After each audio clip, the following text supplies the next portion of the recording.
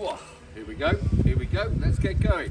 Hi everyone, my name is Gareth Daw, this is Car Daws, this is the Mercedes C180 Coupe Kompressor 1.8 petrol manual hatchback. Today we're going to be, it's coming to stock. I've offered it for sale on the marketplace as a trade clearance car, so today we're going to be looking at the car, the exterior, we're looking at the interior, and then we are hopefully going to take you for a drive, look through some service history and just give you the overall feedback on the car. So as per usual, roll VT! It's a glorious evening here in Somerset, so the sun has come out this afternoon and we've had nothing but rain for like 3 days and it's been horrendous. So yeah, excuse the sunglasses, but the sun is just here going straight to there. But it will make the Mercedes look gorgeous. It's iridescent, beautiful silver paint. Right, okay, let's talk about some numbers on the car to give you some key information. Let's get straight to the facts. We've got 140 horsepower. We've got 1.8 litre displacement on a petrol engine that's mated to a 6-speed manual gearbox. What else do we know? We know it's got 96,961 miles. We know it's £275 a year to tax. Yeah, that's punchy. But it's not crazy punch. It's not like £500 from the more older premium stuff you get. But still, 275 is quite enough. Thank you, Chancellor. Then over and above that, we've got 8 stamps in the service book. Last service up until 2020. So that's something we'll need to be having a look at. Over and above that, service, MOT, mileage. I think that's everything. Let's have a look around the car. Right, let's start at the front of the car. So we've got the beautiful silver arrows in the middle. Let's have a look at this front bumper. So if we go down the passenger side, near side front bumper, everything's in lovely order there. Then we come round to the front of the bumper, everything is in lovely order there. And then we go to the near offside front, driver's side front. We've got a little bit here. Something about advisories on the MOT, fog lights. Can you have a look? Can you see the little clouding? This is deady. This should be able to buff up quite easily and get this clouding off both. So that is nothing to be too concerned about. Right, let's have a look at the bonnet. As you'd expect, stone chips everywhere. Here, that one's been touched in, there. So that's something to bear in mind. There's not a million though. Nowhere near, which is good news, right? The air vent on the front bonnet, yeah, absolutely fine. Offside front wing, let's have a look. Go around, she is lovely. Right, move this offside passenger door all the way down. Yeah, that's good news. Take these sunglasses off to make sure I can get a clear. And then down here on the lower panel, and down here, good news. Ooh. Didn't notice. We've got a wee little scratch here down on the kick plate on the sill, so that's something to bear in mind. Going into the rear arch on the offside, here, absolutely light in the lacquer. You won't be able to see it, possibly, but there's a light little scratch there in the lacquer. Coming back up, another one here. Then we go over the top onto the, all the way along the main structural pillar. That's absolutely fine. So your A, your B pillar, technically your C, I would suppose, all good order. Your roof, all lovely. Let's have a look just over above. Yeah, that's all fabulous. Right, door handle. Shame they're not color coded. Ooh, hang on. If we have a look here, so we've got some residue on these are power folding, right? So these crack. That one's not too bad, but we've got some, like, what appears to be stickers on there from some point in history. Now, it's not going to fall off. That's all good. But they're power folding and they fold in, which I'll show you on the drive, and they all work lovely. Right.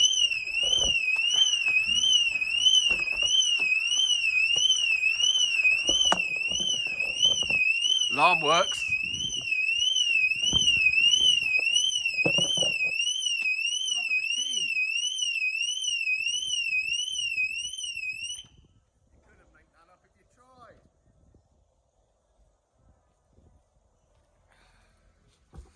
Right, so let's have another look. So now let's go to the driver's side. Sorry, passenger side. Near side front wing. Yep, good order there. Nothing terrible. We'll do the wheels in a moment. As I mentioned just 30 seconds ago, this near side front wing mirror plastic, you can replace these, but that has cracked. You can see where the condensation is in the inside. But folding door mirror works. Passenger door, absolutely lovely. And I've obviously selected the auto locking feature because it's automatically locked. And that's probably why the alarm went off. Okay, so passenger side front door, good. Sill on this side, all good. That's not a scratch. I thought it was for a second. That's a mark. Passenger side rear wing. Oh, here, there's a scratch here. You see? Something to bear in mind. Right, so your C pillar, A pillar, and sorry, A pillar, B pillar, C pillar. A pillar's all good. And we've had a look at the roof, but here's the roof from the passenger side. Your privacy glass on the back is lovely, all the way round. And your windscreen glass is lovely as well, he says. Oh no, that's just a bit of dust. But you've got your sensors up here for your automatic lights. They're all functioning, operating correctly. And then if we have a look here, right, the wheels. They are a bit dirty. The car requires a full valet. It's literally had a little spruce over, but nothing major. But you've got corrosion on the outsides of the wheels here and here. That is driver's side rear. Offside front. Again, these Mercedes wheels, I don't know what paint they use, but it's terrible. Look at this, how it's corroded here and here and here. Maybe then we come round the near side front. Again, we've got some curb in here. Okay, and then we got the near side rear, and we've got again corrosion here and here on the paint. So if you want to make this is all just muck. If you want to make this look superb, then of course that is something to bear in mind. Is get maybe budget for wheel recon. Okay, so let's look at the back. The boot lid, lovely. Now the rear bumper, we have some marks here and here, but she's nice. This exhaust here, there's exhaust from the exhaust rattle. Please don't forget, there's an exhaust rattle occasionally, and the heat shield is an advisory on the last hotel. It's been caused by the heat shield and possibly the support, so that's something to bear in mind. Doesn't affect the driving, but it is there. Right, let's have a look at the interior. No, we don't, because I've just locked it. And open doors. Right, the boot space, all good. Just some minor wear on the carpet here. Nothing too, probably a really good valet will bring that up. The back seats, because when these are 3 doors, they fold down. And in fact, what I'll do now is just show you, because it is pretty great space. Right, let's get this taken off. And that here. Do you have any milk? I don't have any milk. Milk's helpful. And then pop that one down there, and then that one down there. I'm just live on a video, Ray, and I don't want to have to do this again. So that's the rear space, and for the actual rear cargo, and you can see when the boot is down, the seat's down, there's a phenomenal amount of space in there. To put it in perspective,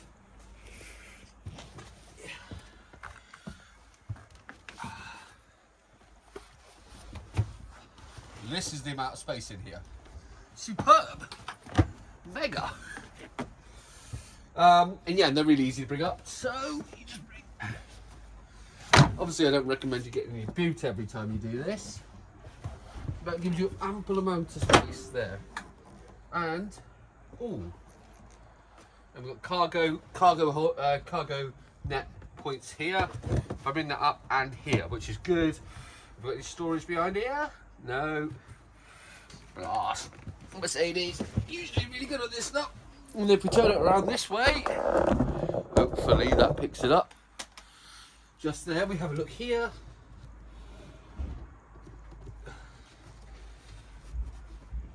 And we've got no storage behind there. No, we've just got some fuse panels. Sometimes on some of the Mercs they have some nice storage behind there, which is lovely, but not on this one. And what should it look like under the... Oh, let's have a look under here.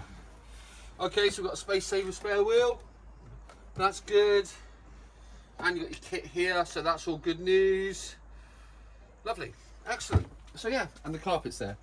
Let's have a look at the time to look at the front seats. Right, where we spend most of our time as drivers and passengers. Everybody else looks at the outside, we look at the inside.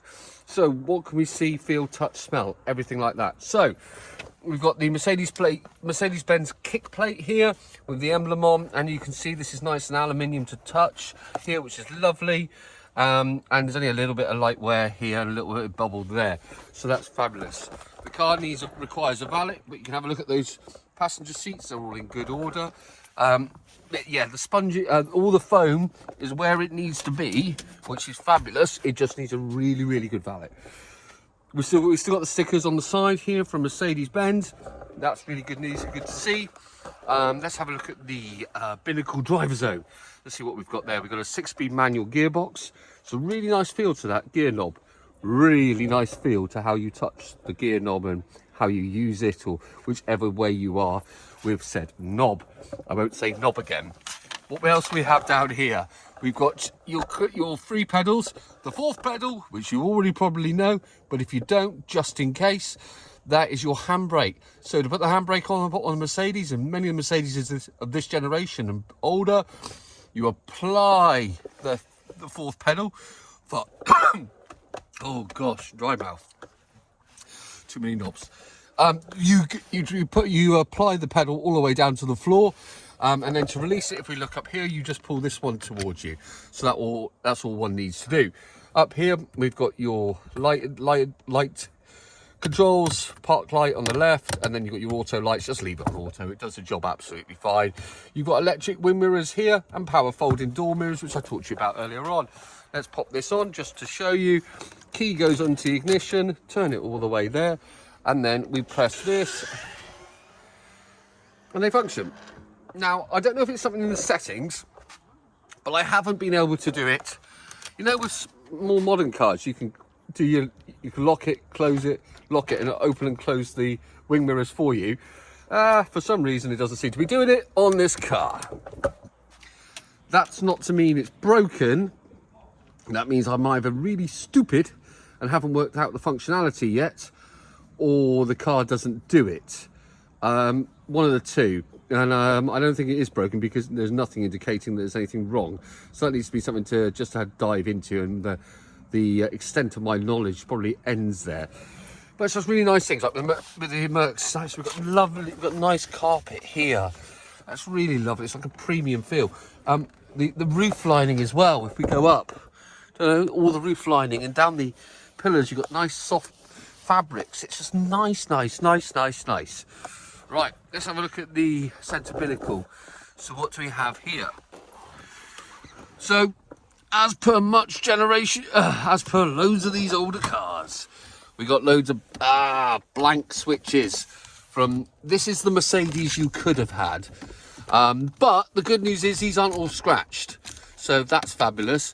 It's an SE model, so we've got ESP, tow disable, we've got your locks, your door lock, unlock, passenger airbag, driver's airbag, notification. We've got your media system, which you put on here, and we got Talk Sport. And if I pop that radio on, we can turn it up.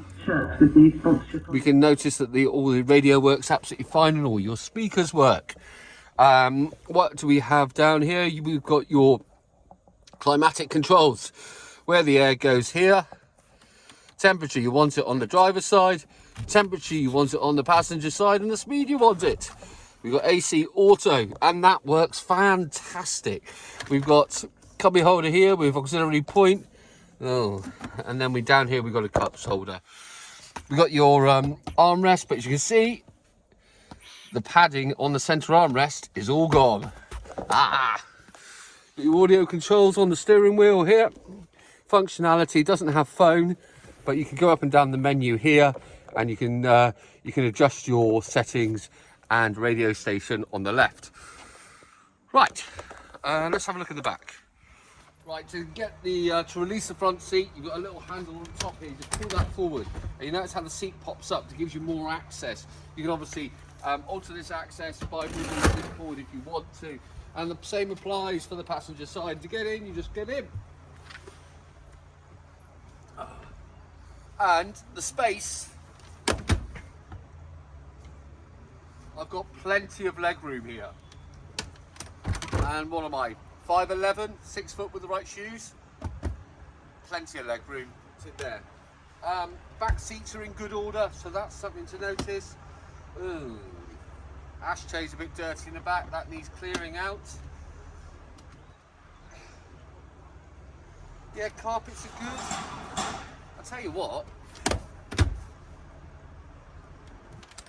one thing I have noticed is that with me being 5'11", I'm sitting in the back. Because of the roof line, the way it scoops down, or slopes down at the back, my top of my head is brushing the rear of the car. I don't know if I move this one forward, don't know if you can see this. As the service book pops out, we'll talk about that in a moment. So you see it? Just there. Not that many passengers do 500 miles in the back if you're an adult. That would probably just be the kids. But if I had to do a couple of hours in the back here with that head, that might be slightly annoying. But absolutely, for half an hour, absolutely fine. The usual one that compromise that makes everybody go, ah, it's your leg room. But that's great back here. Access is easy. Exiting is easy. You'll also get a notice on your dashboard that tells you when your seats aren't put back correctly. Look at that, guys. Look at that view coming out of the industrial estate. It's lovely in the evenings. Absolutely mega. Get a great view. It puts a smile on your face. We live in a most beautiful county. I'm sure where you are is lovely too, but I'm sorry, it's got no patch on Somerset. Right, let's have a chat about the car. So, right, let's just do the basics, shall we? The gearbox, your clutch, put down the clutch, really light, into third there, just dropped it down in gear in error, into fourth, you know, into fifth, really light clutch, really nice, into sixth. I mean, that clutch is fabulous. It doesn't feel like a clutch that's done 96,000 miles. Usually you find they get hard, or the biting point is right at the very tip of the bottom, where there's just nothing left on that clutch. It only has to move open by like this and this and this and this and this, right? So yeah, that's good news. Steering is sharp. Well, there's a roundabout coming up here. We'll go onto the steering and get some nicer roads, right? But as you come around the corner now, I'm on my way in third, doing 40 the speed limit. Just sits there, lovely. Now braking is good. It's consistent and true. Now, they were advised on the MOT, wasn't it, on the last MOT, that we had pit and scorned discs. But my gosh, they don't stop you stopping, if that's the thing, stop you stopping. Yeah, the working and functioning absolutely fantastic. And it's the thing with these with the C-Class Coupe, it's quite a small car, so you feel compact and connected. I've always been a fan of these. Now I know they're not, some people, they don't like the design and the shape. I heard Robert earlier on saying to me, I don't like the lines of it. Well, I was quite fancying it. You got to remember a time we had the BMW Compact as well. I mean, that was another one. A friend of mine owns one of those, and that was a white one, like proper early gen. It was really high mileage, and he flipping swore by that blooming thing. So no, I've always had a fan of these. Having them for years, and they're progressively getting cheaper and cheaper and cheaper. But no, this is good. This is good. It's just such a shame economically for me as a business. Otherwise, I'd fully recondition this and retail it. But unfortunately, I can't make the numbers work. So yeah, right. So lovely evening. Look at that. So how does a car drive? Well, first of all, the suspension aspect of the car, you'll notice, well, you won't notice because you're watching it from a video, but I can tell you, and I'm confident enough and happy enough to tell you that the ride is lovely. Now, I've got no bangs or cracks or anything you shouldn't be for anywhere. There's an annoying little rattle coming from this control unit somewhere around here. Very light, and there is an annoying little rattle there. Or maybe it's one of the air vents up here, but there appears to be a little rattle just going on in the background. But all like cup holder works, glove box, that's there. Oh god, that's filthy. That needs clearing out.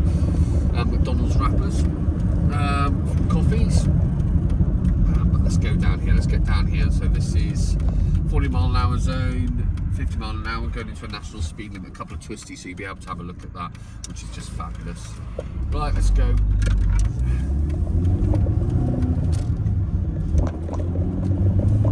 Right, 3,000, 4,000, 5,000, 6,000. So she's got 114 horsepower, so that's 50 miles an hour turn in.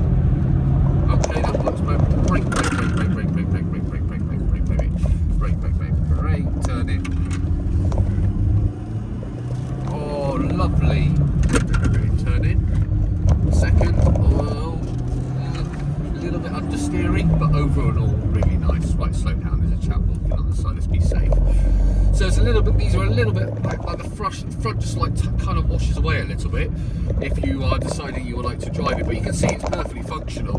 Goes through the revs consistently and true. There's no missing or slight error. I've got no error message. I've got no error warning lights on the dashboard, which is lovely. It's a 30 mile an hour little village. Lovely little village, yes, Bradford on Tone.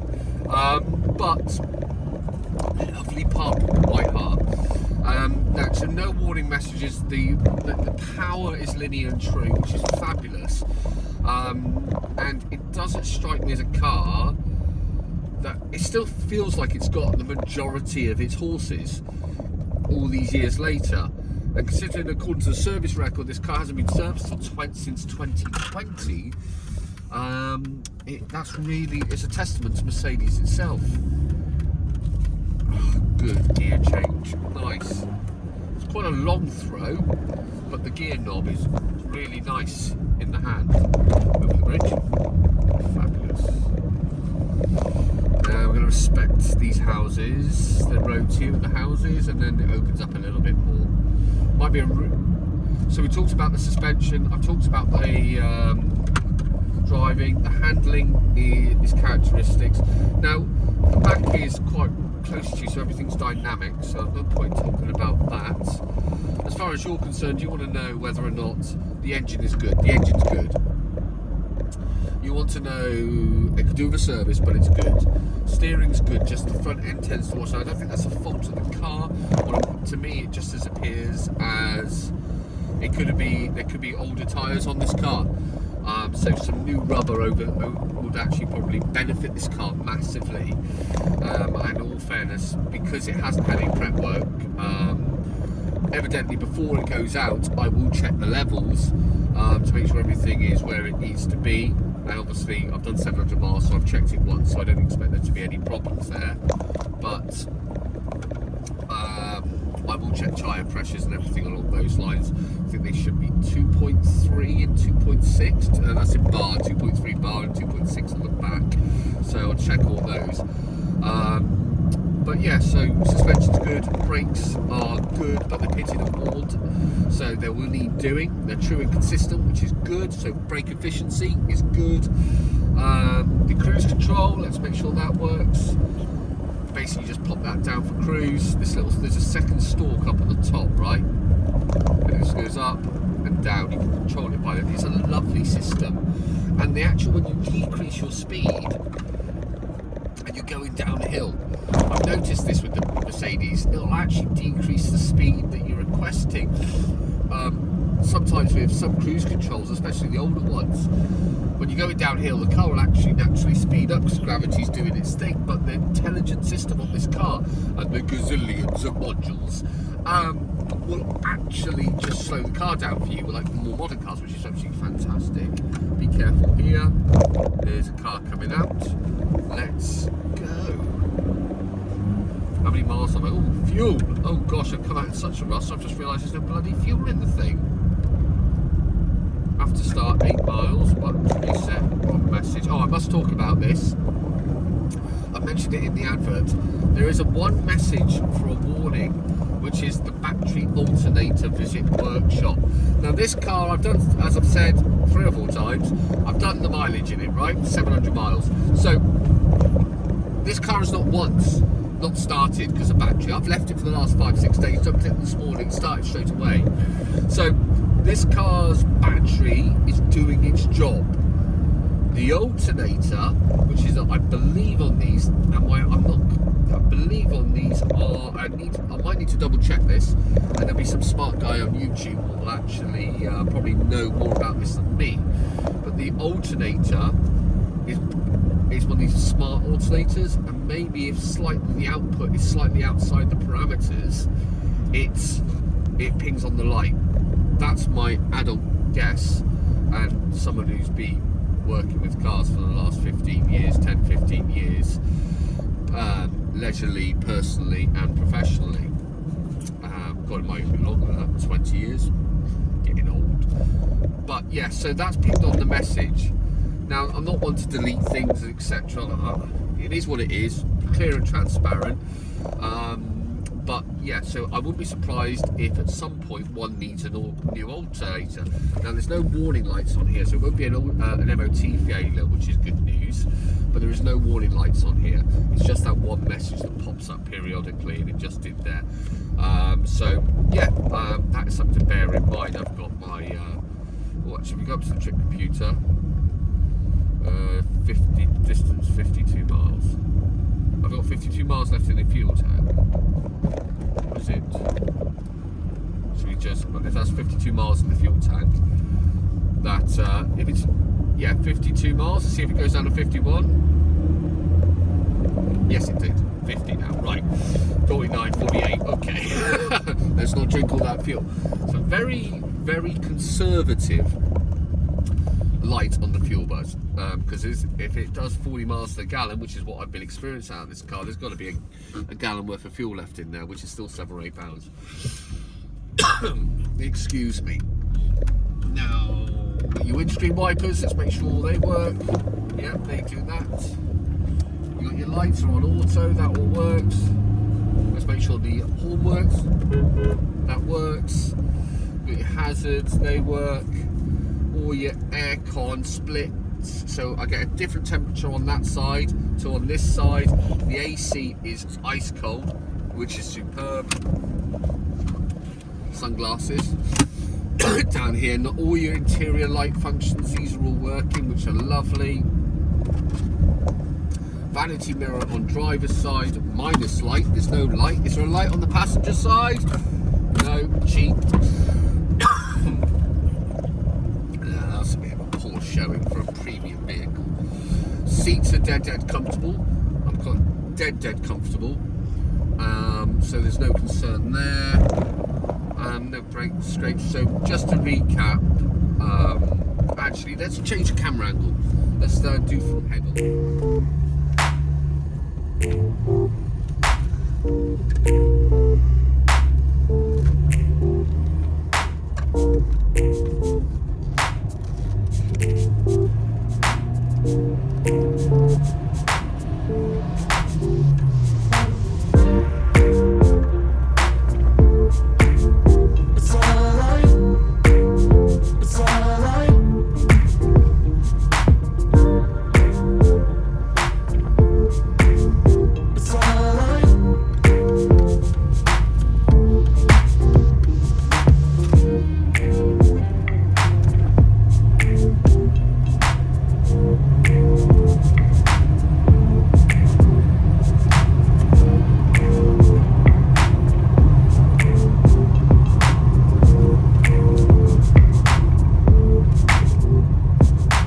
Pulled over here just outside where I live in the South Somerset countryside, in a beautiful part of the world. As you can tell, I love it here. I think I've mentioned it enough times. And this is where the Mercedes just fits in lovely, just absolutely lovely badge, premium price, not so. So let's just have a chat about what we've gone through. So we've gone through the exterior of the vehicle, all its blemishes, its marks, etc. We've looked at the interior of the vehicle. We've talked about how much it is, what it is, mileage, 96,000 miles, 1.8 petrol hatch manual, 6-speed manual. We've talked about the functionality on the interior. But what we haven't done is talked about the service history. Now here's the service book. I've got 2 keys for the car and the owner's manual just here. And this highlights where I've got it. It's got what I'd call good, medium to good service history on a car. What does that look like in reality? The perfect service history is, you know, what is this? 16 or 23. Blimey, it's quite old, isn't it? We're in 16, 6, so it's bloody hell, it's 6 years old, 16 years old. Is that right? 16 add 6 is 20, 22, add 1. 17-year-old. Long day, folks. Long day. 8 o'clock at night, still working. So 17 years old, and so that would be 17 services by 17 main dealers in an ideal world.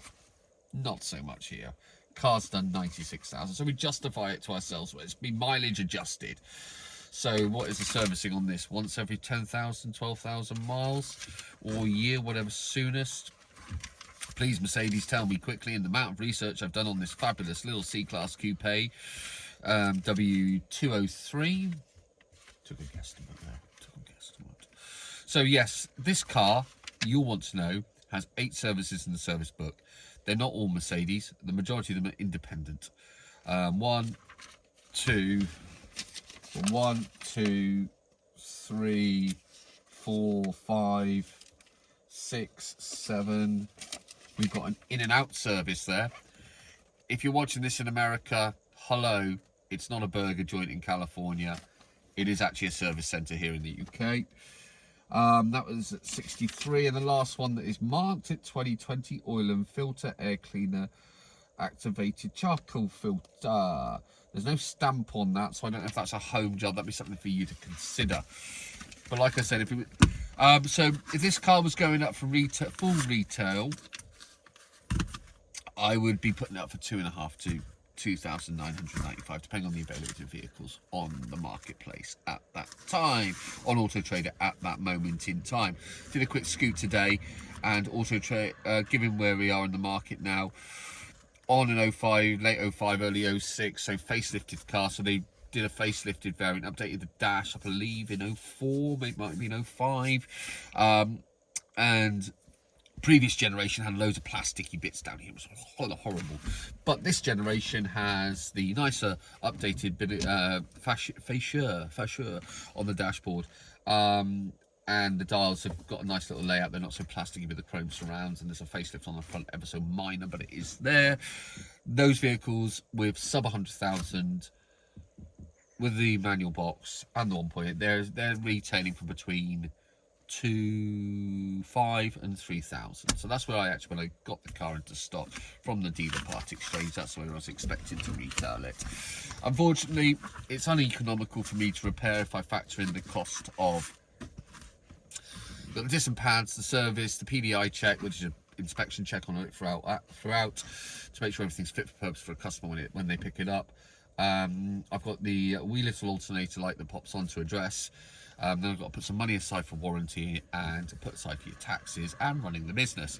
When I take all that into account, it doesn't leave me with a great amount of money for the business. So I've decided best practice is let somebody else take it on and have the benefit of having this car, which is evidently running and driving, evidently good fun to drive, but they probably will have to put some money into it in the next 6 months to a year at some point, definitely before the next MOT, because I'm sure, imagine those brakes and disc and pads, and if you're that way inclined and it's in line with your expectations, what you want from a vehicle, you might want to get that alternator light sorted. But like I said, the alternator message, should I say, it's not the light, the battery light is not on.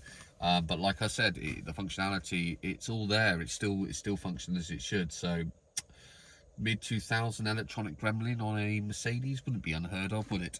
But yeah, you want to get this padded up done. There's a speaker grille just down here, these brake, folks, these speaker grills down here brake for a pastime. I think it's with those getting in and out of the back. The one on the passenger side is actually okay, so only one's gone. And the wing mirror cover and everything on those sides. So yeah, that brings everything to a close. The advert is listed in the Taunton region on Marketplace. My name's Gareth. This has been Car Daws. Thanks for watching, and I'll see you next time.